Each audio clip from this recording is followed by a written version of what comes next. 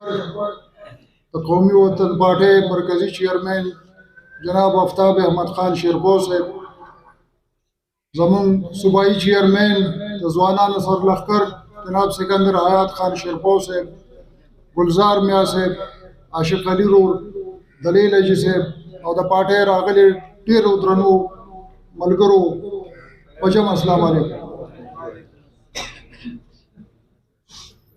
د مرګري خبره وکړله، اول خو دوی ته مبارکي کوم چې دوی مونږ سره په دې پارټۍ کې شامل شو.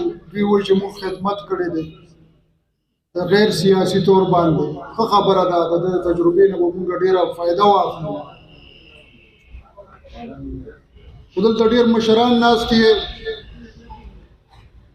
په دې دعاوه باندې.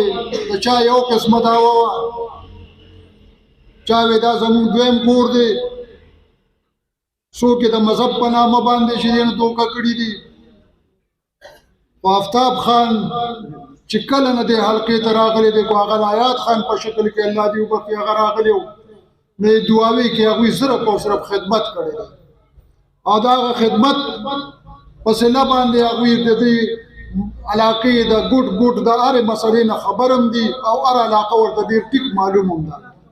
خو چا پرېښول نو بغیر د دې نه چې یاره دا لار کم خواته ده، نو دوی ته هغه ټولې لارې کوڅې او هغه خلک ځای په ځای معلوم هم دي او پېژني. آفتاب خان کو وزیر اعلی پاتې شوي دی، نو کو نن د شولګرې او د دعاوې منځ کې دا پل دی او دا مونږ په لنډ اوړو روړو هغه منډې خو سر وخوړو، سیلاب یوړه، بیا هغه پي ټي آی والې تپوس نه کو. نو دا رابطه او دا کارنامه دا صرف او صرف د ملي رهبر آفتاب احمد خان شیرپور صاحب. نن په دې دعاوه کې ځای په ځای ګرځئ، تاسو نور حلقو ته لاړ شئ، چېرته دې هزارې ته بل علاقه کې لږ وګرځئ، تاسو ته به قدر معلوم شي چې موږ له خدای څنګه لیډر راکړی و. نن کور په کور تاسو ته ټرانسفارمر لګېدلی، هلته هغه وخت چې کوم په سن 70 کې موږ لیده چې په یو کلي کې به یو ټرانسفارمر او باقي به چې تارونه خواره شي.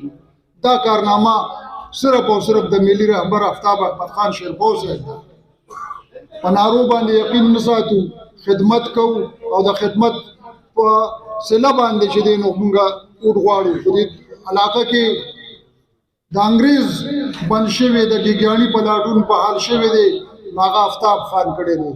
هغه زمانه کې چې کله دوی وزیر داخله و، نو دلته دا تحصیل نو پوره مکمل تحصیل نو، خو نادرا دفتر تاسو ته جوړ شو، دلته پکې کار روان شو. نو ستاسو بوډاګان، ځوانان، زنانه هغه د نور تګ نه پاتې شو دي، هغوی ته خپل شناختي کارډ هر یو څیز. دا کارنامه د ملي رهبر جناب آفتاب احمد خان شیرپور صاحب. کارنامې خو د هغه دومره دي که زه بیانوم هغه به ډېر ټیم واخلي، او زه نه غواړم چې یاره زه دومره په ستاسو د هغه منځ کې حایل شم.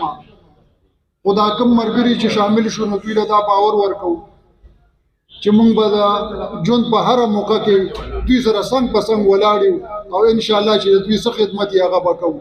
ډېره مهرباني، ډېره مننه.